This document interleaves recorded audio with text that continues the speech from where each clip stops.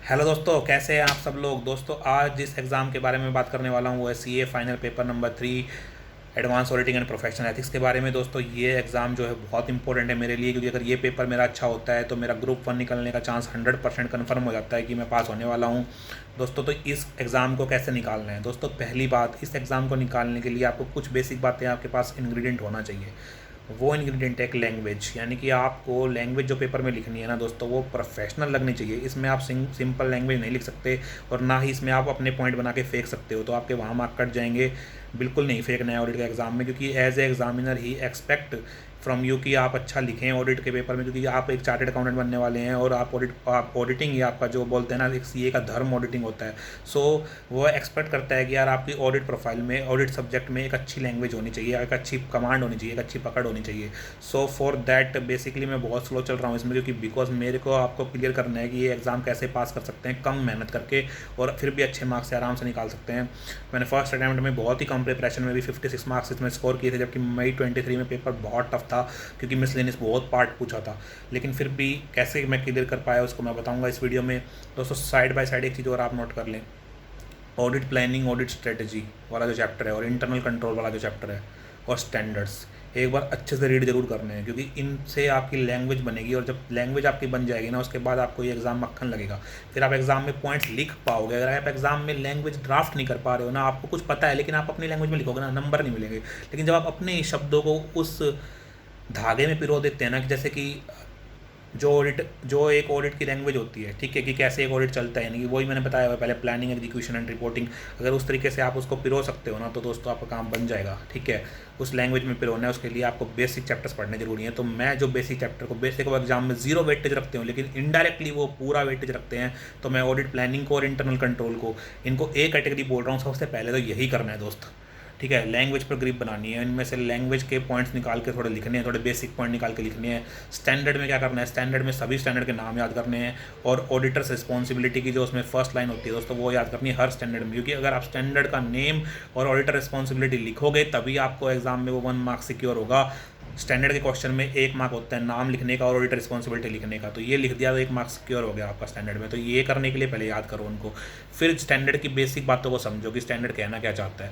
ठीक है, उसका ऑब्जेक्टिव पढ़ लो, काम आपका बन जाएगा थोड़ा थोड़ा। और थोड़े थोड़े इंपॉर्टेंट एस्पेक्ट जो कि बहुत सारे टीचर्स पढ़ाते हैं यार, ऑडिट के जो स्पेशलाइज टीचर्स हैं, उन्होंने जो स्टैंडर्ड में कोई समरी दी है तो वो पढ़ लो यार, बस बहुत है। ठीक है, ऐसे का मटेरियल पढ़ नहीं सकते स्टैंडर्ड में, और अगर टाइम है तो पढ़ सकते हो, मैं उसके लिए मना नहीं कर रहा। और फिर जो हमारा नेक्स्ट चीज़ आती है दोस्तों, वो है इम्पोर्टेंट एबीसी। तो दोस्तों, इस बार जो एबीसी मैं देने वाला हूँ आपको ऑडिट में, वो सबसे पहले आपको क्या करना है, ऑडिट कमेटी और कंसोलिडेटेड फाइनेंशियल स्टेटमेंट वाला चैप्टर ऑडिट में, इसको कर लेना। ये इस बार 10 मार्क्स तक के दोनों चैप्टर लग सकते हैं, साथ ही साथ ये बहुत इंपॉर्टेंट है। फिर उसके बाद आता है तो इंश्योरेंस में से इस बार क्वेश्चन आएगा, और बैंक ऑडिट में से इस बार पक्का क्वेश्चन आएगा। तो बैंक और इंश्योरेंस में से इस बार 10 मार्क्स से काम आने वाला है दोस्तों। तो 10 मार्क्स आपके ये, और 10 मार्क्स वो 20 मार्क्स यहाँ पर हो जाते हैं। और प्रोफेशनल एथिक्स पिछली बार बहुत कम मार्क्स का पूछा गया था, सिर्फ एक क्वेश्चन आया था डिस्क्रिप्टिव में, तो मैं एक्सपेक्ट कर रहा हूँ इस बार प्रोफेशनल एथिक्स भी पूछा जाएगा, बिकॉज पेपर का नाम है advance auditing and professional ethics. तो वो क्या नाम का ही रह गया क्या, तो उसमें भी इंस्टीट्यूट मुझे लगता है कि कुछ ना कुछ कर सकता है। सो 15 मार्क्स तक का मैं एक्सपेक्ट कर रहा हूँ प्रोफेशनल एथिक्स को। तो यहाँ पर मेरे हो जाते हैं 35 मार्क्स। अगर मैं ऑडिट प्लानिंग और इंटरनल कंट्रोल जो मैंने पहले बताया उसको भी इंक्लूड कर लूँ, अगर उसमें से एक क्वेश्चन लग जाता है, तो मेरे 40 मार्क्स दोस्तों यहाँ पर डन एंड डस्टेड हो चुके हैं 100 में से। तो यहाँ तक आप ढंग से अच्छे से कर लें। उसके बाद स्टैंडर्ड देखो दोस्तों, 25 मार्क्स तक का पूछता है इंस्टीट्यूट। पिछली बार 500 की सीरीज़ में से भर भर के क्वेश्चन पूछ लिए, तो मेरे को लगता नहीं इस बार 500 की सीरीज़ आनी चाहिए एग्जाम में। इस बार इंपॉर्टेंट है 200 की सीरीज़ में 240, 250 एंड 299। ठीक है, 240 फ्रॉड, 250 आपका लॉ एंड रेगुलेशन, और 299 जॉइंट ऑडिटर। जॉइंट ऑडिटर में से आपका रिस्पॉन्सिबिलिटी इंडिविजुअल और जॉइंटली क्या होती है, वो क्वेश्चन इंपॉर्टेंट है। उसके बाद हम आते हैं ऐसे 300 की पूरी सीरीज पढ़ जाना इस बार, पूरा का पूरा 300 इंपॉर्टेंट है दोस्तों।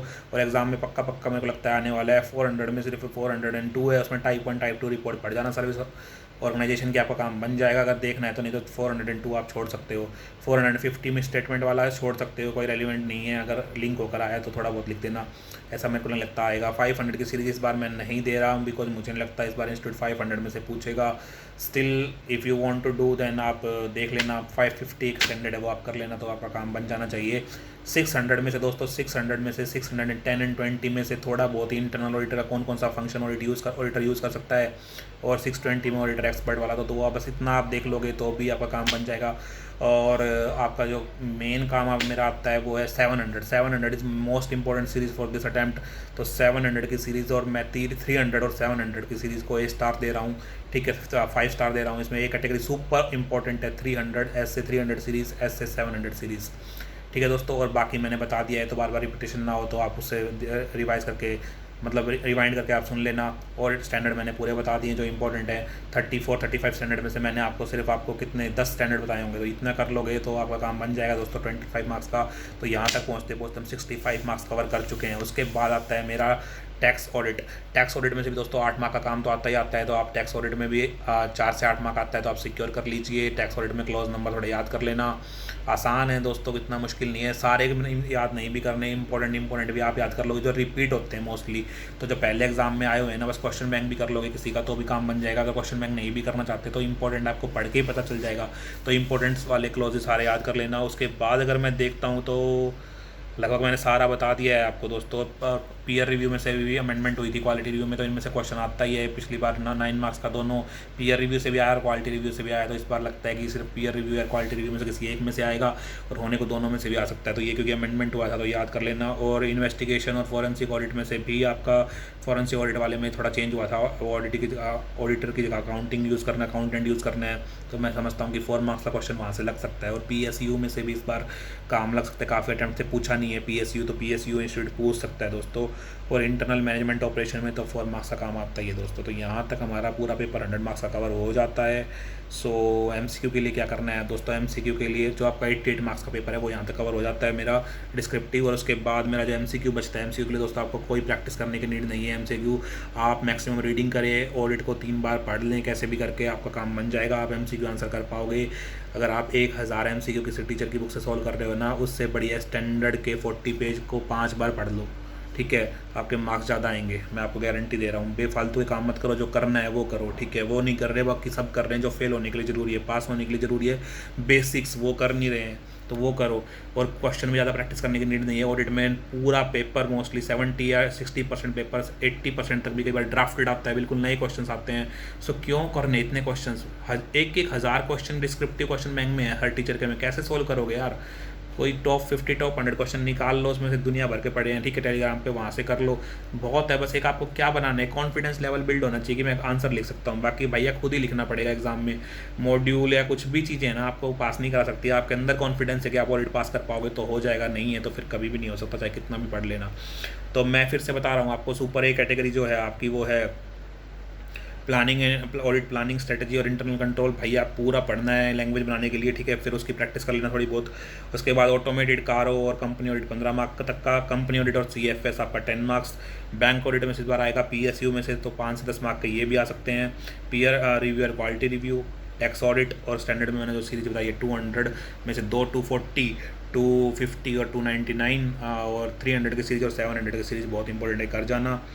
तो यहाँ तक और टैक्स ऑडिट और उनके कारों के क्लोजेस तो आपको पढ़ने पड़ेंगे दोस्तों, थोड़ा बहुत याद करना पड़ेगा। और प्रोफेशनल एथिक्स 15 मार्क का इस बार आ सकता है, और उसमें बस रीड करना है। प्रोफेशनल एथिक्स को रट्टा मत मारो, बहुत टाइम लगा रहे हैं हम प्रोफेशनल एथिक्स करने के लिए, उसको बस रीड करना है। रीड कर लो, क्वेश्चन केस स्टडी आएगा, पढ़ते ही पता लग जाएगा आपको गिल्टी है या नहीं गिल्टी, बस रीड करते ही। बाकी प्रोविजन लिखना है तो एक किसी भी क्लोज को लिख कर देख लो कि भाई साहब से लिखा जा रहा है नहीं, एग्जाम में बस उस लिखने का तरीका आना चाहिए। बाकी आप चाहे उसको कितनी बार भी लिख के देख लो, अगर आता है तो आता है और नहीं आता तो नहीं आता, चाहे उसको कितनी बार भी लिख लें फिर। तो सिंपल सी बात है, आपको गिल्टी नॉट गिल्टी पता लग जाएगा। बस आपको क्लोज नंबर याद करना है और क्लोज नंबर वहाँ पर चिपकाना है, आपको फुल मार्क्स मिल जाएंगे, ठीक है। और आपको प्रोविजन एक्सप्लेन करना है, उसका केस एक्सप्लेन करना है, गिल्टी नॉट गिल्टी बताना है, बस यही काम करना है। स्टैंडर्ड में क्या करना है, स्टैंडर्ड का नाम लिखना है, रिस्पॉन्सिबिलिटी लिखनी है, फिर स्टैंडर्ड के प्रोविजन लिखने हैं। और स्टैंडर्ड में एक बात बताता हूँ दोस्तों, अगर आपको कुछ भी याद ना हो, कुछ भी पूछा उसने केस स्टडी, आपको पता ही नहीं चला कहाँ से पूछी है, क्या करना, उस स्टैंडर्ड में जितना भी याद आ रहा हो, जितना भी समराइज में वे में याद आ रहा हो, पूरा चिपका देना। पर उसी स्टैंडर्ड में से होना चाहिए, किसी और स्टैंडर्ड का मत चिपकाना बाहर से। और ना ही फेंकना, फेंकोगे ना तो दूसरे क्वेश्चन में भी मार्क्स काटेगा वो, उसकी सजा वो आपको और क्वेश्चन में भी देगा दोस्तों। फेंकना नहीं है ऑडिट में, समझ लो ये बात। फेल हो रहे हो ना तो कहीं ना कहीं फेंक रहे हो तुम। तो सिंपल सी बात क्या करना है दोस्त, आपको क्या करना है, स्टैंडर्ड में अगर क्वेश्चन नहीं आता मेरे को तो आपको स्टैंडर्ड जितना समराइज वे में आता है पूरा लिख दो, जिस स्टैंडर्ड से क्वेश्चन आया। तो कैसे करना है, स्टैंडर्ड का नाम लिखा, ऑडिटर रिस्पॉन्सिबिलिटी लिखी, स्टैंडर्ड की समरी चिपकाई, उसके बाद केस के फैक्ट लिखकर कंक्लूजन लिख दिया। आपको 3 मार्क्स मिल जाएंगे 5 में से, क्योंकि 1 मार्क तो स्टैंडर्ड के नाम ऑडिटर रिस्पॉन्सिबिलिटी का है, 1 मार्क कंक्लूजन का है, और 1 मार्क इतना सा लिखोगे तो उसका भी 1 मार्क तो मिलेगा, क्योंकि ऑडिट में फ्रैक्शनल मार्किंग नहीं होती। तो आपको 5 में से 3 मिल जाएंगे, 25 में से 15 लिए अपने घर। ठीक है, तो सिंपल वे से करोगे तो मार्क्स मिलेंगे दोस्त। और ऑडिट में कहीं भी फ्रैक्शनल मार्किंग नहीं है, हर पॉइंट का 1 मार्क है। तो सिंपल सी बात है, जब क्वेश्चन में पूछा है मुझसे डिस्कस करो पॉइंट्स वगैरह, तो मैं सिर्फ 4 या 5 पॉइंट, जितने मार्क का क्वेश्चन है ना उतने पॉइंट लिखो बस भाई। 15-15-20 पॉइंट मत लिखो, पेपर भी पूरा नहीं होगा और कोई भी फायदा नहीं है। वो पहले 5 चेक करेगा, आपके नंबर आगे तो आगे। तो सिंपल सी बात है दोस्तों, 5 पॉइंट मैक्सिमम आप किसी भी क्वेश्चन में लिखो तो सिर्फ 5 ही पॉइंट लिखे मैक्सिमम। ठीक है, उसको छोड़ दे, चाहे उसमें हाफ पेज ही भरा हो, मुझे फ़र्क नहीं पड़ता।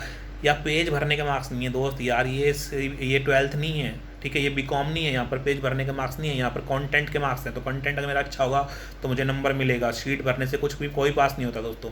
ठीक है, कंटेंट लिखने से पास होता है। मैंने शीट नहीं ली फिर भी मैंने पास हुआ। तो मैं आपको यही बोल रहा हूँ दोस्तों, पास होने के लिए शीट भरना नीड नहीं है, आपको लिखा क्या है वो मैटर करता है। कोई भी एग्जाम हॉल में शीट ले, आपका ध्यान होना चाहिए कि मैं टू द पॉइंट लिखूंगा बस। तो एग्जाम में को देखते पता चल जाता है कौन बच्चा बस शीट भर रहा है और कौन बच्चा टू द पॉइंट है, उसके कॉन्सेप्ट पक्के हैं। तो उसका पहले से प्राइमा फेस जजमेंट जो है ना वो बना लेते हैं कि ये बच्चा पास होने वाला है, फेल होने वाला है। तो हमें उसकी नज़र में चढ़ना है दोस्तों, उतरना नहीं है। ठीक है, एक बल्कि शीट दोगे उसको वो पसंद नहीं है, इसमें पूरा बेफालतू का ज्ञान भरा हुआ है। एक सिंपल उसको छोटी सी शीट मिली, उसमें लेकिन टू द पॉइंट लिखा है, he will be happy and will give you reward, तो आप पास हो जाओगे। तो सिंपल स्ट्रैटेजी आपकी क्या है दोस्तों, ऑडिट बहुत आसान है, ये मानना है पहले। प्लानिंग और इंटरनल कंट्रोल स्टैंडर्ड में थोड़ी ग्रिप बनानी है, लैंग्वेज पकड़ने के लिए चाहिए, याद ना भी हो तो लैंग्वेज पकड़ने के लिए ग्रिप बनाओ, और उसके बाद लैंग्वेज पे कमांड हासिल करो, और टू द फ्लो में लिखो। ऑडिट में बस फ्लो में एक्सपेक्ट करता है, बिकॉज ऑडिट का पेपर में वो एक्सपेक्ट करता है यार चार्टर्ड अकाउंटेंट से कि वो ये पेपर तो इनको आना चाहिए ढंग से। तो ये वाली चीज़ें जब आप करोगे ना तो ऑडिट का पेपर आपका आराम से निकल जाएगा। बेशक आपने कम पढ़ा हो, आपके क्वेश्चंस ना भी सॉल्व हुए हों, तो आपको फिर भी आप एक वे ढूंढ पाओगे आंसर लिखने का, और आप पक्का लिख पाओगे और कर लोगे। तो जो मैंने बताया अगर आप वो फॉलो करते हैं तो आपको पास होने के चांस बहुत ज़्यादा बढ़ जाते हैं। सो मैं आपसे रिक्वेस्ट करूँगा कि यार इतना तो पक्का प्लीज़ कर लें दोस्तों, आप पक्का पास हो जाओगे। अगर कोई भी डाउट होता है तो कमेंट कीजिए, मैं सब कमेंट का रिप्लाई करता हूँ। अगर आपको अच्छा लगता है तो मैं फर्स्ट टाइम ही बोल रहा हूँ कि अगर आपको अच्छा लग रहा है कि मैं इतना कंटेंट आपको प्रोवाइड कर रहा हूँ तो आप मेरा वीडियो शेयर कर सकते हैं। ठीक है, चैनल शेयर कर सकते हैं। ठीक है, तो और वीडियो को लाइक भी कर सकते हैं। तो बट सच थिंग इज़ कि आपको अच्छा लगना चाहिए, अगर अच्छा नहीं लगता है तो बिल्कुल भी नीड नहीं है ये करने की। ठीक है, my objective is to help you guys. अगर आपको हेल्प मिल रही है दोस्तों तो मुझे उसी में खुशी है। ठीक है, तो आप बस पढ़ते रहें, लगे रहें। अगर किसी दिन पढ़ाई नहीं भी हो रही तो कोई फ़र्क नहीं पड़ता भाई, अगले दिन पढ़ लो। ठीक है, सबके दिन वेस्ट होते हैं, सबका टाइम वेस्ट होता है, बस हमें लगे रहना है। लगे रहोगे तो हो जाएगा। और ऑडिट के प्रिपरेशन टाइम बता देता हूँ कि ऑडिट में आपको 40 हाफ डेज़ लगेंगे प्रिपेयर करने के लिए। फुल डे ऑडिट मत उठाना यार। ठीक है, ये सेम वही लॉजिक है कि एक होटल में जब हम खाना खाने जाते हैं तो हाफ प्लेट का प्राइस जो है वो फुल प्लेट के हाफ के बराबर नहीं होता। ठीक है, यानी कि फुल प्लेट अगर 100 की है तो हाफ प्लेट कभी 50 रुपीज़ की नहीं होगी। ठीक है, वो 60 या 70 की होगी। तो सेम लॉजिक लगाओ कि अगर मैं ऑडिट को हाफ डे दूंगा ना, ठीक है, तो मैं ज़्यादा आउटपुट निकाल पाऊंगा 40 डेज़ में। लेकिन मैं सिर्फ 20 दिन ऑडिट को फुल डे दूंगा तो मैं ऑडिट कभी भी पूरा नहीं कर पाऊंगा। लेकिन मैं 40 हाफ डेज दूंगा तो मैं दे तो 20 डेज ही रहा हूँ इक्विवेलेंट, लेकिन मैं उन 40 डेज में ऑडिट को पढ़ भी लूँगा और रिवाइज भी कर लूँगा। लेकिन अगर मैं 20 डेज स्ट्रेट ऑडिट को दूंगा तो मैं शायद एक बार भी कंप्लीट ना कर पाऊँ। लेकिन अगर 40 डेज दोगे, 40 हाफ डेज दोगे तो एक बार पढ़ भी जाओगे, क्वेश्चन भी देख लोगे और रिवाइज भी आराम से कर पाओगे। शायद 2 बार भी रिवाइज कर जाओ और मे भी 3 बार भी कर जाओ। देखना दोस्तों, ये एक ऐसा मैजिक है जो कि चलेगा ना जब आपको होश उड़ जाएंगे। तो ये हाफ डेज आप दो, इसके बाद कोई इंपॉर्टेंट बड़ा पेपर उठाओ और आराम से कर दो, आपका सारा काम आराम से हो सकता है। आप आराम से पास हो सकते हो इसी अटैम्प्ट में। टिल देन दोस्तों लगे रहो, जमे रहो, और आपका भाई आपका दोस्त आपके लिए वीडियो लाता रहेगा दोस्तों। ठीक है, बाय बाय, टेक केयर।